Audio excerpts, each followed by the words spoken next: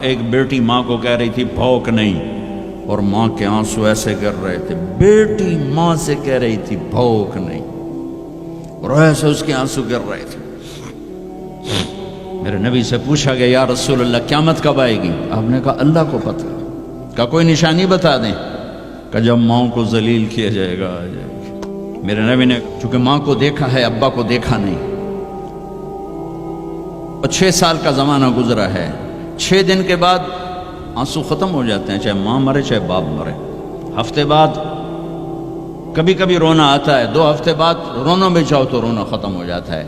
6 برس کی عمر میں ابوا کے جنگل کالے پہاڑوں میں میرے نبی کی ماں کو اللہ نے اٹھایا، اور 57 سال کے بعد میرے نبی حج کے لیے نکلے مدینہ سے۔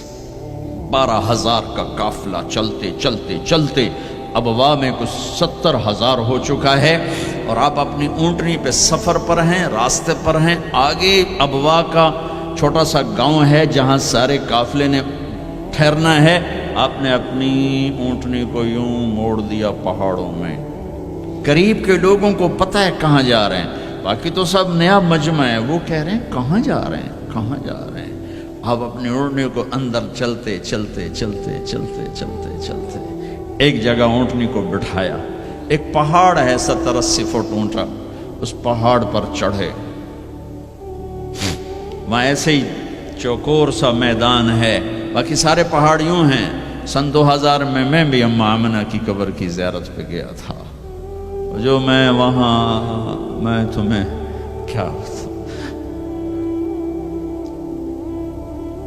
میں یہ واقعہ ہزاروں دفعہ سنا چکا ہوں، ہر دفعہ ہی ایسے رونے بیٹھ جاتا ہوں کہ پھر میں وہاں نہیں کھڑا ہوتا، پھر میں وہاں ابوا پہنچ جاتا ہوں۔ میں دیکھتا ہوں 6 سال کی عمر میں میرے نبی کو اللہ نے یہاں اتنا بڑا امتحان دیا کہ جنگل میں ماں کو موت دے دی۔ 25 سال کی عمر میں ماں مر گئی، اچانک مر گئی، کوئی بیماری نہیں، کچھ نہیں، جس کو آج ہم ہارٹ اٹیک کہتے ہیں، ہارٹ فیلئر کہتے ہیں۔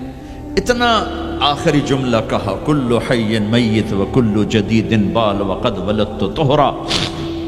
بولا نہیں جا رہا تھا تو بجھتے بجھتے بھڑکتی شمع نے کہا بیٹا ہر زندہ نے مرنا ہے، ہر جوانی نے ڈھلنا ہے، لگتا ہے تیری ماں کا آخر آ چکا ہے، لیکن میں نے ایک بچہ جنا ہے جو سارے عالم کو پاک کر دے گا۔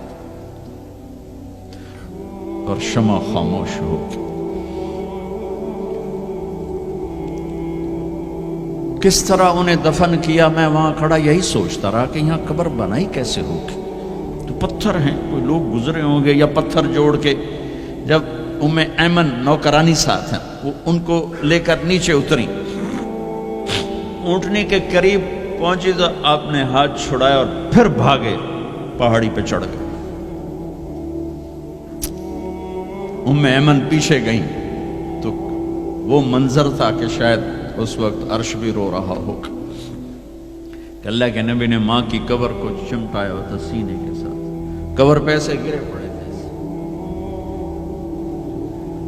اور جب ایمن قریب آئیں تو وہ نوحہ کہہ رہے تھے کہ پتھر بھی پگھل رہے تھے کہ ماں جی آپ کو تو پتا تھا آپ کے سوا میرا کوئی نہ تھا، آپ مجھے چھوڑ کے کیوں چلی گئی، آپ مجھے چھوڑ کے کہاں چلی گئی۔ ایمن نے اٹھانا چاہا، انکار کر دے گا، میں نہیں جاتا، میں نہیں ماں کو چھوڑ کے جاتا۔ کھینچ کے لے گئی، گھسٹتا ہوا بچہ پہاڑ سے اتارا۔ 2 دن روتے روتے مکے کا سفر ہے، پھر کھانا بھی بند ہو گیا، پینا بھی بند ہو گیا، سوائے زمزم کے چند گھونٹ پانی کے سارا دن نہ کھاتے تھے نہ پیتے تھے، اکیلے بیٹھے رہتے، نہ ماں نہ باپ نہ بھائی نہ بہن۔ اللہ 57 سال کے بعد ماں کی قبر پر پہنچے اور قبر کے سرہانے آ کر بیٹھے، گوڈے اوپر اٹھائے اور ہاتھ یہاں رکھے اور سر گوڈوں میں دے دیا، جیسے چھوٹے بچے رونے کی پوزیشن بناتے ہیں۔ یہ چھوٹی جگہ میں دکھا نہیں سکتا، اور پھر جو رونا شروع کیا، اتنا روئے کہ ساری داڑھی سارا سینہ آنسوں سے بھر گیا۔ جیسے کوئی معصوم بچہ، جیسے 6 سال کا محمد رو رہا صلی اللہ علیہ وسلم، اتنا روئے کہ وجود ہل گیا، اور پھر فرمایا کہ میں آگے نہیں جاؤں گا، میں رات یہیں رہوں گا۔ تم کیا جانو رشتے کیا ہوتے ہیں، تمہیں صرف پاؤنڈ گننے آتے ہیں۔ تم سے مراد میں بھی اور سارے بھی، کہ ناراض نہ ہو جاؤ، ساری امت کا یہی حال۔